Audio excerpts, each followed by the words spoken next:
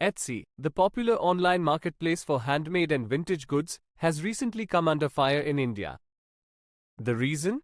Several sellers on the platform have been banned for violating the country's laws and regulations. One such seller, who goes by the name of Ritu, had been selling her handmade jewelry on Etsy for years. She had built up a loyal customer base and was making a decent income from her sales. However, all of that came crashing down when she received an email from Etsy stating that her account had been permanently banned. Confused and devastated, Ritu reached out to Etsy for an explanation. She was told that her products were in violation of India's laws regarding the sale of precious metals and gemstones.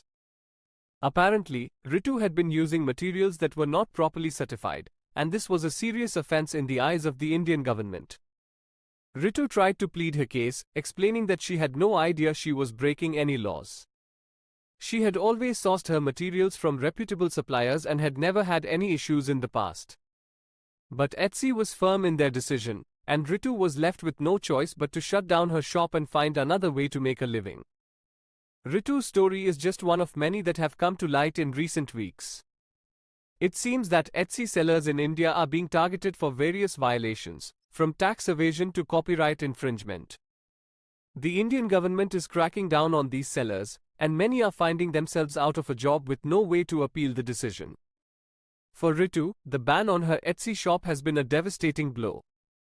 She had poured her heart and soul into her business, and now it was all gone in an instant. She is now left wondering what to do next, how to support herself and her family without the income she had come to rely on. As for Etsy, they have remained tight-lipped about the situation. They have not issued any public statements regarding the bans in India, leaving sellers like Ritu feeling abandoned and betrayed. It is a sad state of affairs, and one that is likely to have far-reaching consequences for the online marketplace industry in India.